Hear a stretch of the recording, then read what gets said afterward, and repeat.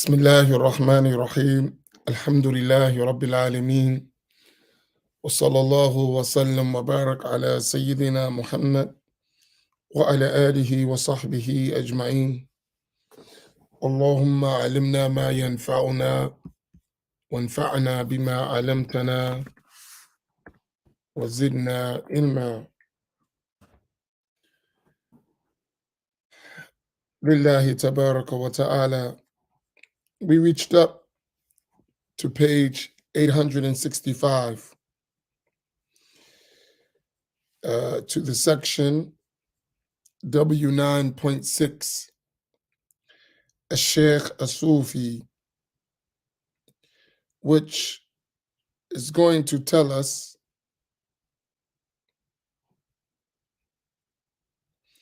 the conditions that one needs to be a sheikh on the spiritual path that guides others.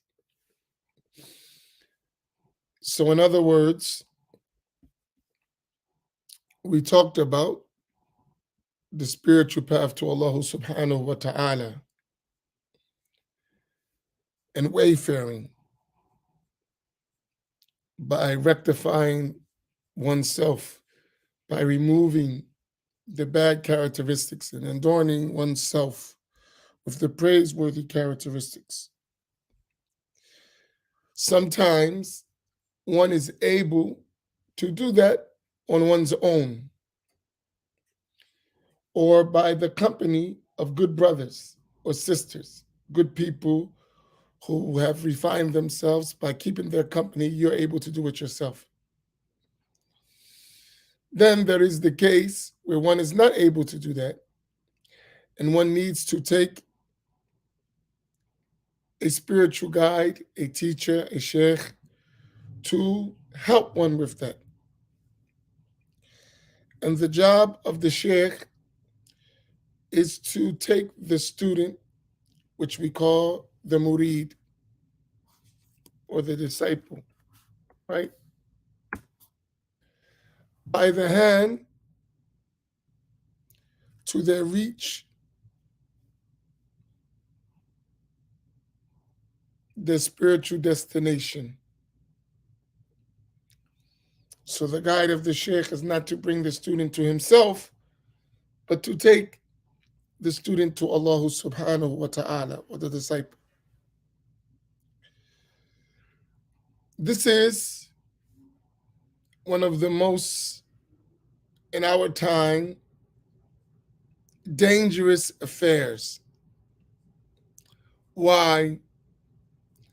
Because there are so many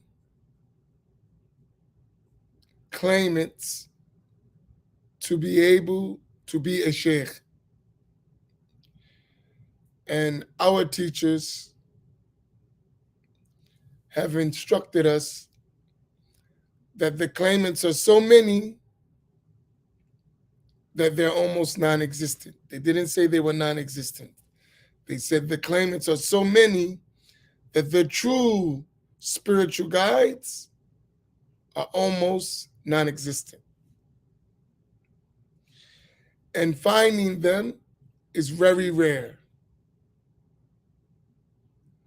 You may find someone who has many good traits, but not a complete sheikh.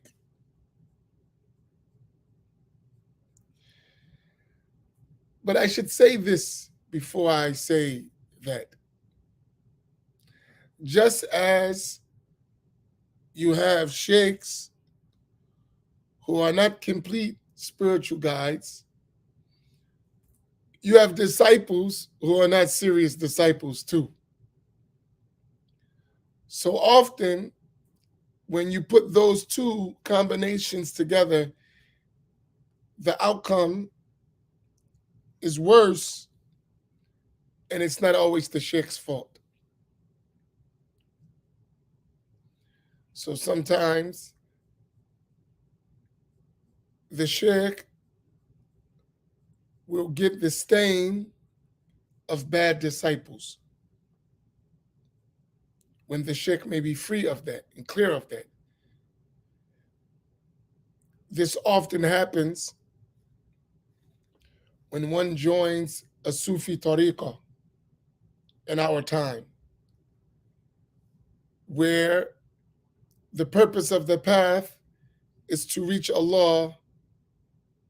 That doesn't occur. What occurs is a bunch of groupies and a club, elitism, and so many other bad characteristics which are totally against the spirit of tasawwuf.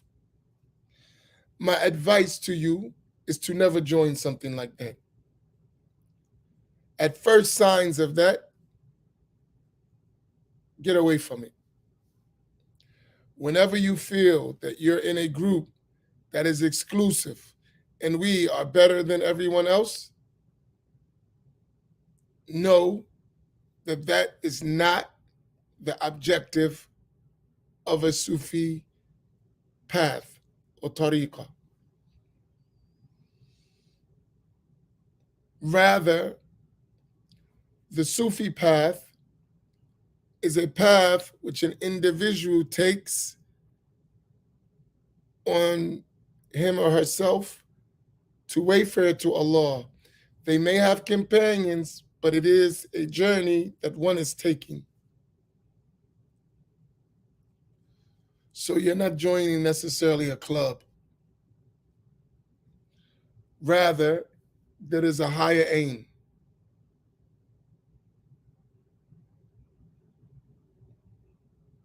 And the author will mention some, inshallah.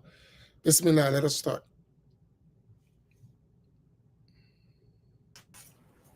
Bismillah ar-Rahman ar-Rahim. Alhamdulillahi Rabbil Alameen.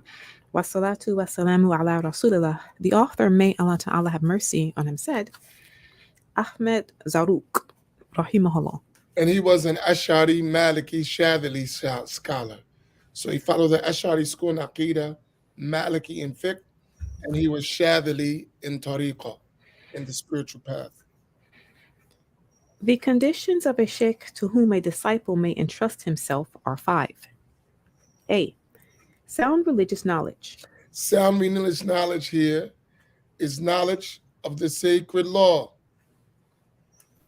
Knowledge of the sacred law, both inwardly and outwardly.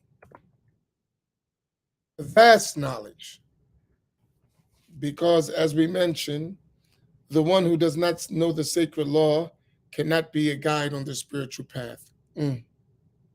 B. True experience of the divine. And this is not only practicing good behavior, but actually experiencing the results of spiritual wayfaring. C. Exalted purpose and will. And this is extremely important, that sheikh, as well as the student, has lofty aspirations.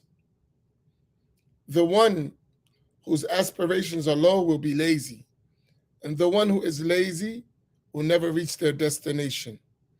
So you have to have high, lofty aspirations of reaching high ranks in one's spiritual travel and wayfaring. D. A praiseworthy nature. Mm-hmm. And E. And penetrating insight. And that is that sheikh has a strong state with the law and has reached lofty stations on the path, because you have states and stations. And that sheikh should have experienced what he's teaching you about. And that his sight should not just be with his eyes, but should be with the inner sight of the heart. Someone with all 5 of the following is not fit to be a sheikh. So this is the opposite. If you see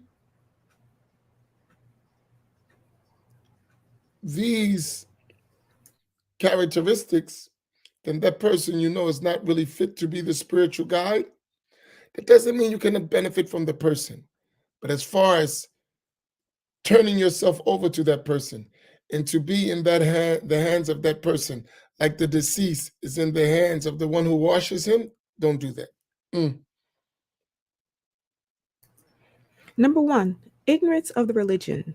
So, al-jahlu bid-din, there is nothing more severe than ignorance of the religion.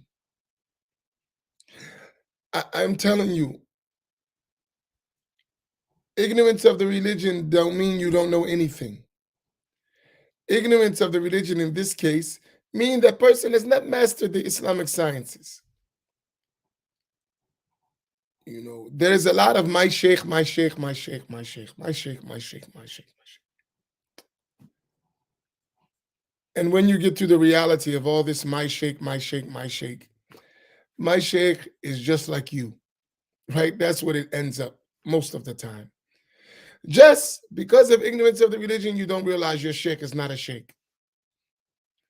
The more we learn, we discover that these high, lofty outlooks that we have to some people, they don't qualify for them. That doesn't mean there's no good in them. Please, please, please, don't misunderstand me.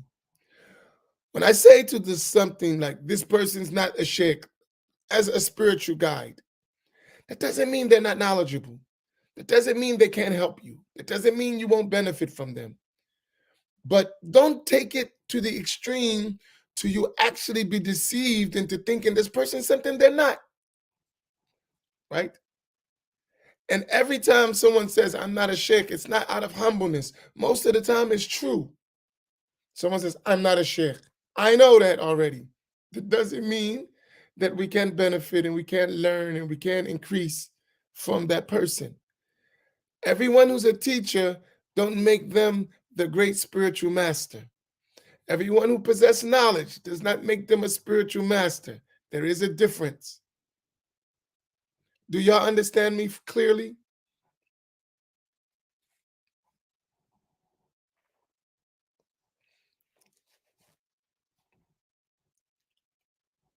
Is this point understood well? Many people fall into this stuff because they just join.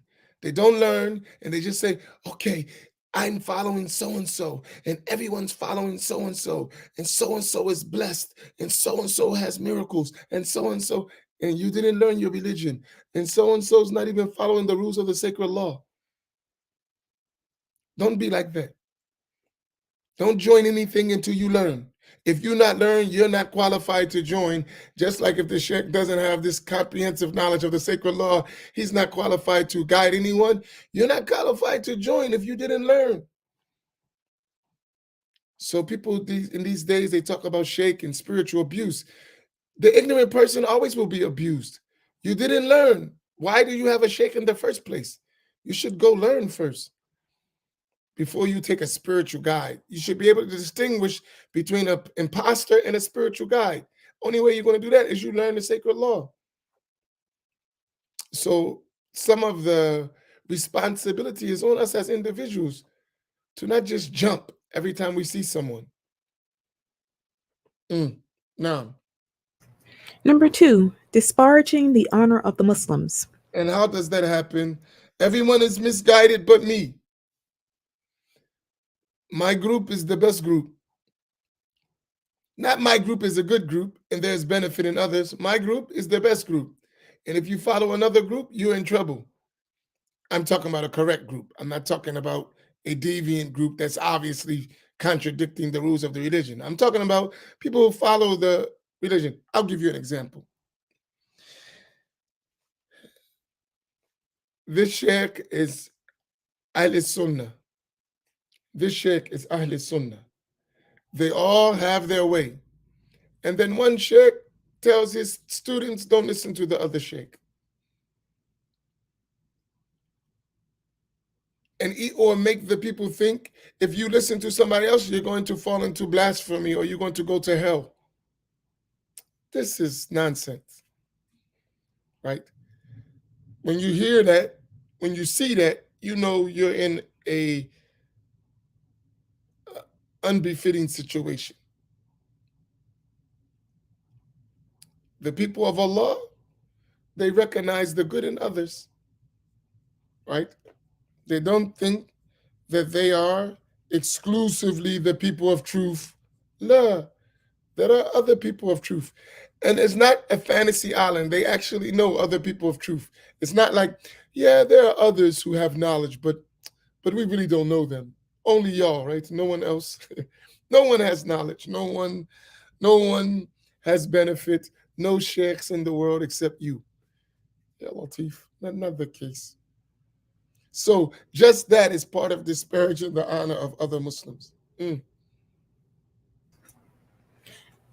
Number 3, involvement in what does not concern him.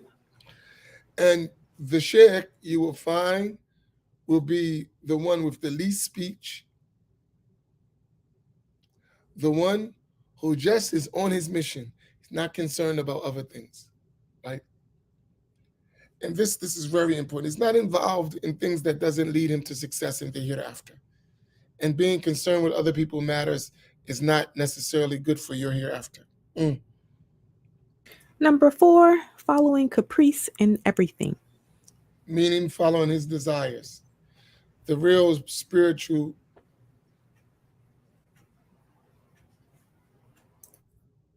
uh,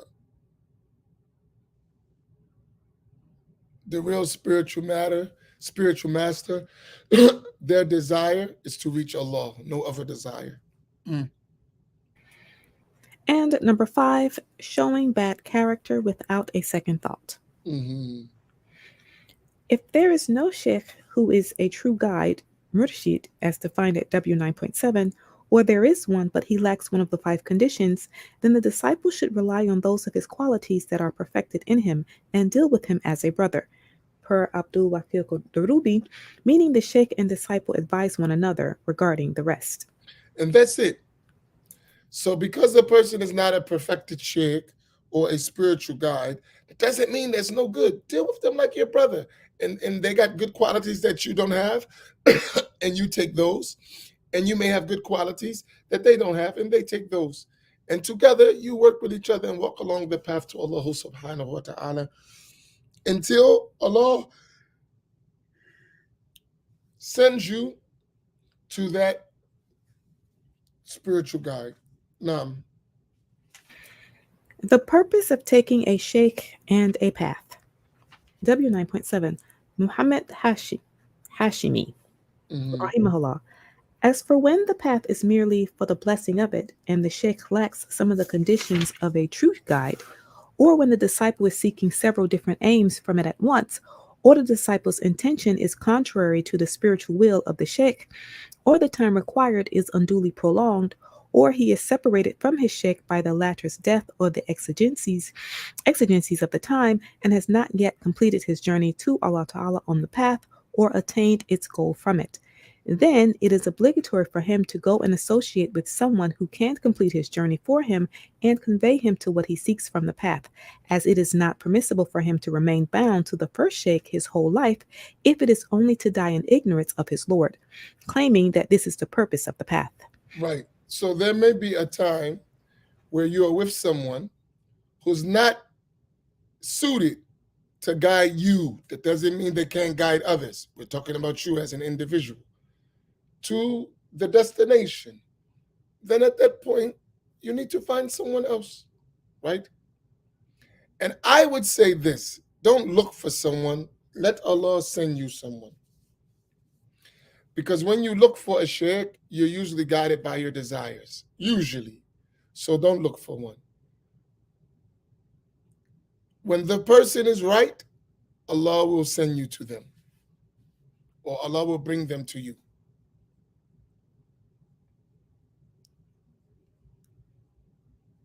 That would be my advice. Continue to learn, benefit, take the blessing from the company of different teachers that you find suitable until you have some level of knowledge. And then, inshallah, Allah would send you that guide. And if you never receive it, you always have the guidance of the Prophet sallallahu alaihi wasallam by following his sunnah and having abundant salat and salam upon him and sticking to the way of al-istiqamah, uprightness. And you'll be good, inshallah. Mm. By no means is this the purpose. The purpose of the path is to reach the goal, and a path that does not reach it is a means without an end. The path was made for travel on it with the intention of reaching one's goal, not for remaining and residing in, even if this leads to dying in ignorance of one's Lord. The meaning of a true disciple is one who forthrightly submits himself to a living sheikh who is a guide, murshid, during the days of his journey to Allah Ta'ala Most High, so that the sheikh may put him through the stages of the journey until he can say to him, "Here you are, and here is your Lord." MashaAllah. In another way, they said, here are you, and here is your Lord. Here is your Lord, and there is no you. MashaAllah. Here is you, here are you, and here is your Lord. Here is your Lord, and there is no you. Mm, mm. W9.8 Muhammad Hashimis Rahimahullah, above words about submitting oneself to a living sheikh refers to matters within the range of the permissible or recommended, not what contradicts the sacred law or beliefs of Islam, as defined at v1 through 2.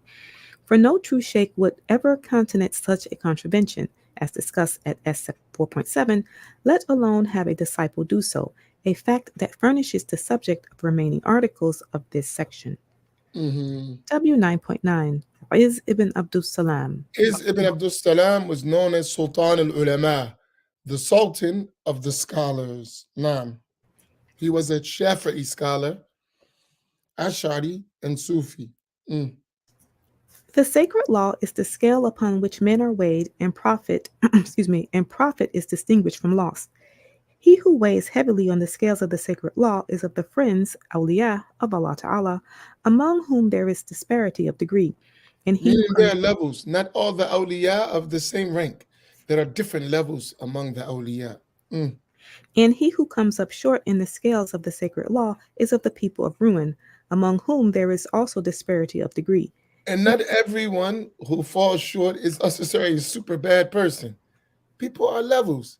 None of us are perfect, right? Uh, so the scale was the sacred law. The one who complies to the sacred law is correct and upright. The one who contradicts the sacred law is mistaken and on the way to ruination. Mm. If one sees someone who can fly through the air, walk on water, or inform one of the unseen, but who contravenes the sacred law by committing an unlawful act without an extenuating circumstance that legally excuses it, or one who neglects an obligatory act without lawful reason, one may know that such a person is a devil Allah Ta'ala has placed there as a temptation to the ignorant. So karamat, miraculous deeds that appear at the hands of the awliya, which is something that is by consensus a part of Ahl Sunnati wal Jama'ah in our belief, so that person can do extraordinary things like fly through the air, walk on water, have vast distances unfolded instantaneously. These things occur, right? But that is only considered a karama when it's accompanied with al istiqama, with uprightness, right?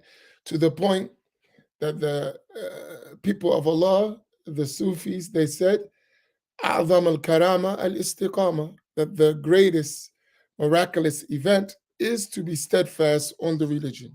Mm. Nor is it far fetched that such a person should be one of the means by which Allah Ta'ala chooses to lead men astray, for the Antichrist will bring the dead to life and make the living die, all as a temptation and affliction to those who would be misled. Meaning the Dajjal. So I would just give you some sincere advice. I'll come to it later. Go ahead. The story of Khidr and Moses. Alayhi salam. W9.10 Per Abdul Wakil Durubi. There is sometimes discussion as to whether the story of Khidr and Moses in the Quran, Surah 18, Ayat 65 through 82, does not show that exceptions to Islamic law are possible. In fact, the verses give no grounds for such an inference, for two reasons. The first is that the context of the story is the age of Moses, not the age of Muhammad sallallahu alaihi Sallallahu wasallam, Alaihi Wasallam. whose sacred law is distinguished above that of any of the previous prophets by being final and inabrogable. Excuse me. Which means that after the coming of Prophet Muhammad Sallallahu Alaihi Wasallam and the Sharia of Muhammad Sallallahu Alaihi Wasallam, all the previous laws are abrogated and nullified. And the only Sharia that we're allowed to follow and adhere to is the Sharia of Sayyidina Muhammad Sallallahu Alaihi Wasallam. The second reason is that Khidr, as the vast majority of scholars affirm, was himself a prophet, and his actions were given to him to perform by divine revelation, wahi. This invalidating any comparison between Khidr's exceptionality to the law of Moses and that of any individual born in our own times. For there is no prophet born after the time of Muhammad sallallahu alaihi wasallam. Allah And Ta'ala bless anyone who him. believes that there's a prophet or a messenger after Sayyidina Muhammad Sallallahu Alaihi Wasallam, that person is a disbeliever by consensus. It might be wondered why Allah Ta'ala Most High mentions the story of Khidr and Moses in the Quran at all, if the exceptionality of Khidr was restricted to the time of Moses. The answer is that there is much wisdom in the story, such as that some particular excellence not found in the superior of the two things, or people may well be found in the inferior of them. For Moses was a prophetic messenger, Rasul, while Khidr was only a prophet, Nabi. That there are secrets given to certain of Allah Ta'ala's servants which not everyone in the community, Ummah, is responsible to know. That one should learn wisdom wherever one can, and that no matter how much one knows, one should not claim to have knowledge. And Allah Ta'ala knows best. And all these things that these wisdoms that are extracted from that, we can apply them in our time. Sometimes someone has a higher status than you, but Allah gives people of a lower status stuff that people with a higher status don't have. And Allah gives His gifts to whomever He wills. And there is wisdoms found in everyone, right? And this is one of the things that we learn. Every one of us has something special that Allah has given us that He hasn't given someone else. Just most people never find that special thing that Allah has given them. But everyone has something special, something unique that Allah has given them that others don't have, right? As they have it. They may have similar things, but not as they have it. That's what makes you a unique individual. And no matter how much you know, don't claim to have knowledge. There's always some things you don't know, right? So everyone, no matter how they are, how lofty they are, they should be able to say, I don't know, and be fine with that.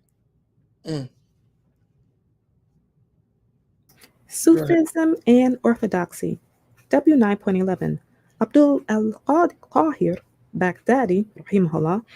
The book Tariq as-Sufiya, The History of the Sufis by Abdul Rahman Sulami, comprises the biographies of nearly 1,000 sheikhs of the Sufis, none of whom belonged to heretical sects and all of whom were of the Sunni community, with the exception of only 3 of them.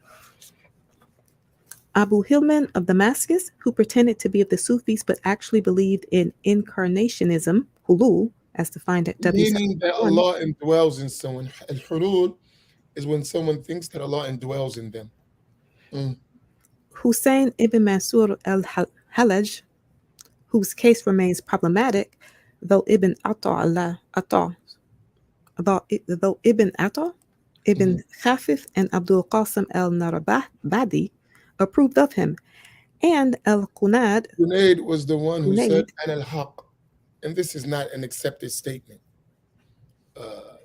This is not an accepted statement that he said that I am the truth, meaning I am Allah.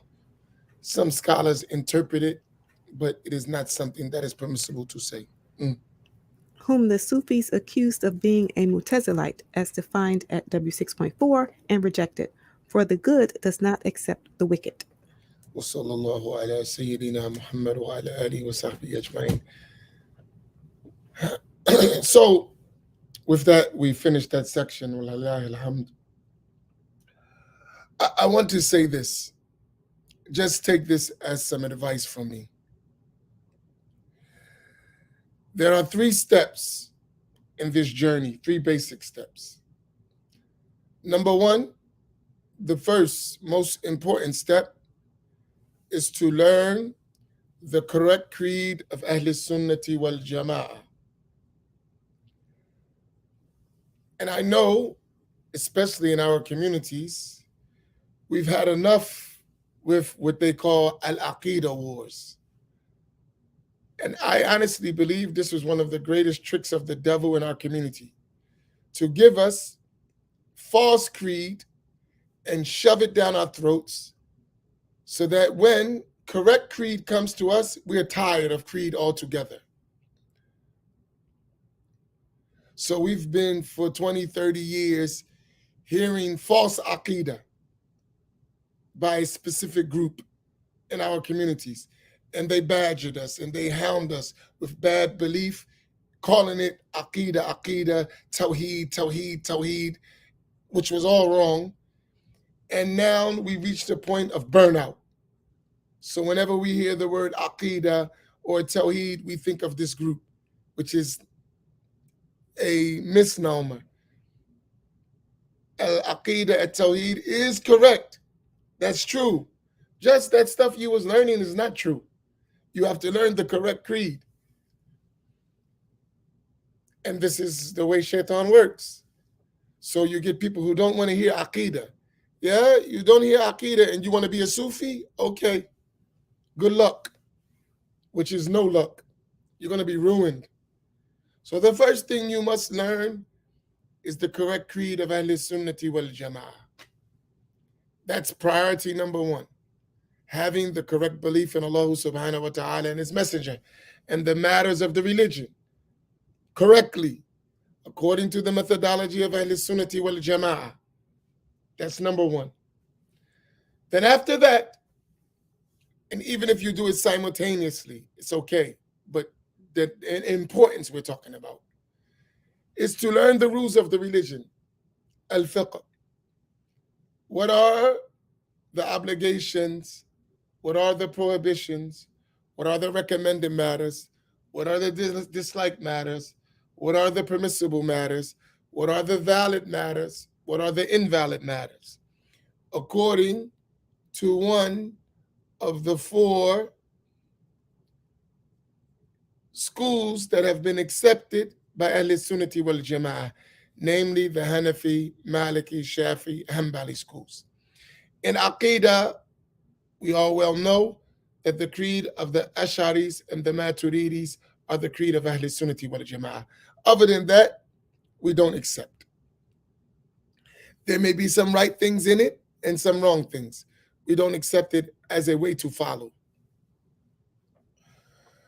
So once you have the sound creed and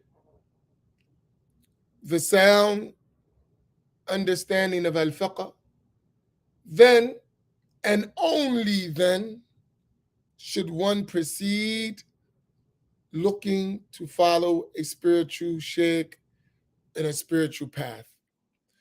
Without those 2 prerequisites, don't even give it a try. You may benefit, you may attend, you may seek the blessing of it, but don't surrender yourself. That is my advice. You're not qualified to surrender yourself to anyone when you don't know the proper belief and the rules of the religion. You will be misguided. You will end up with a broken heart, and probably broke too. Not just a broken heart, but broken pockets as well. Because there are a lot of swindlers, right? So that is my advice. Really, that is my advice. And to be even more secure, you should learn 3 full books complete in Aqidah with a teacher and 3 books of al-fiqh with a teacher. If you haven't done that, you're not really ready.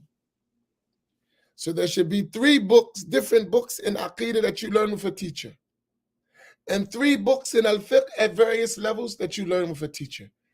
At that point, you should have enough knowledge to discern right from wrong in general. Not saying you know everything, but you should have enough knowledge to know this is valid and this is invalid.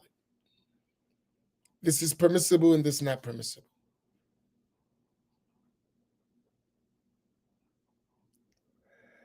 And Allah knows best. If there's any questions, please feel free to ask.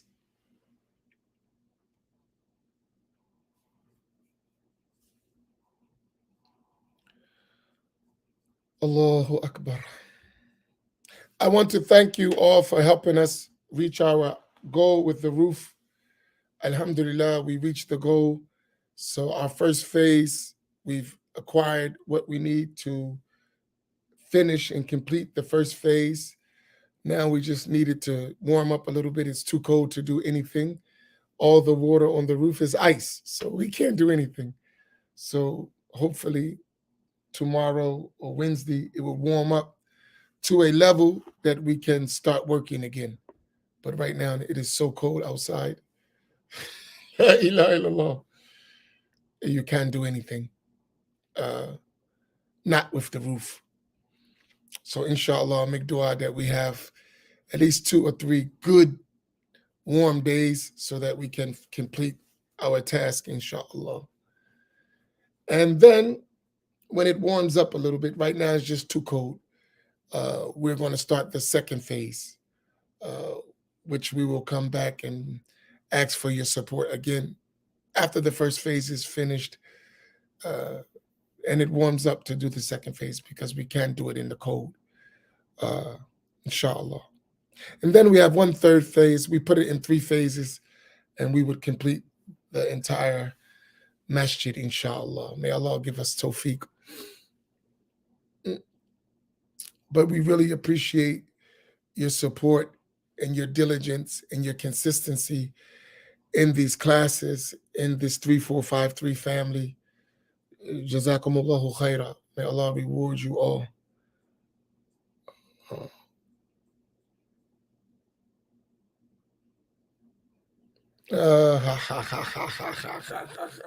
Let me tell you something.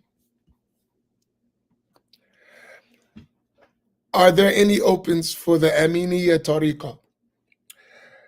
Let me explain something to y'all. I don't make any claims, right? I am just like you. Why I do what I do? Because I'm fed up for seeing our people being deceived.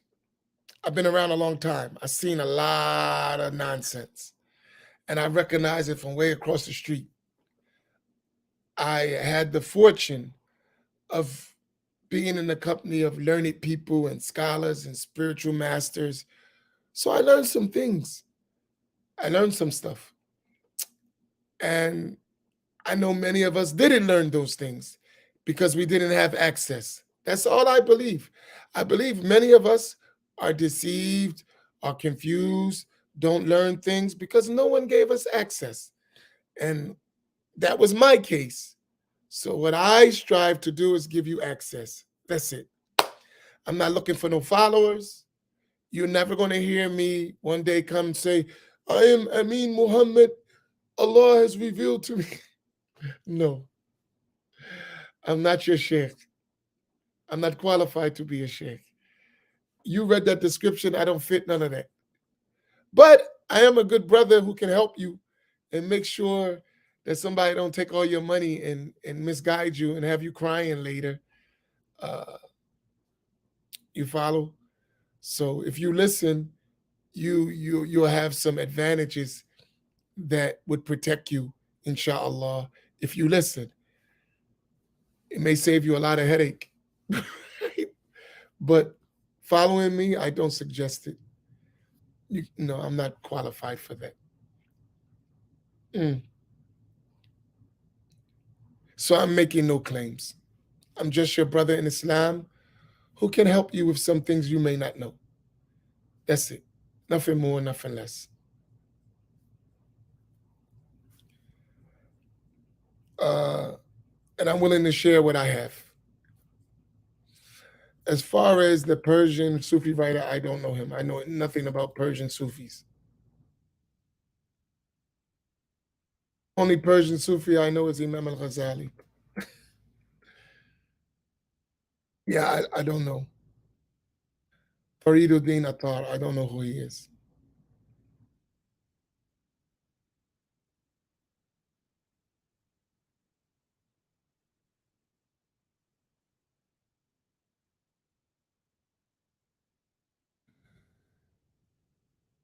Allahu Akbar. I advise you to watch Sufi books in English. A lot of those books were translated by non-Muslims, right? And they put their stuff in there. So be careful reading Sufi books that, that are not written by Sunni scholars. Uh,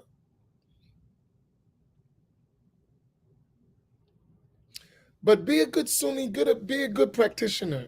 That would be your path to tasawwuf. Be a good practitioner. If that is it, what is today? Today is Monday? Yes. Okay, inshallah, Sheikh Walid Rifai will be tonight at 7 o'clock. And inshallah ta'ala, we will see y'all tomorrow morning, inshallah, and continuing. Hopefully this week I'll have more books and stocks. That's why I moved the next book because we ran out and there's way more people than we had books.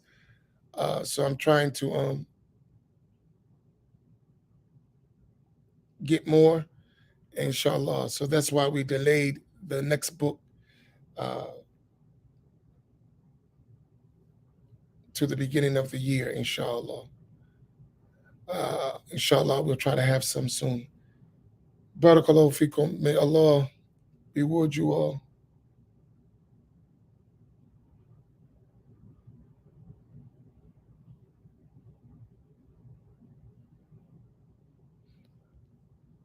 We'll put it up tomorrow, inshallah. Let me look so I don't have a bunch of people trying to order something we don't have.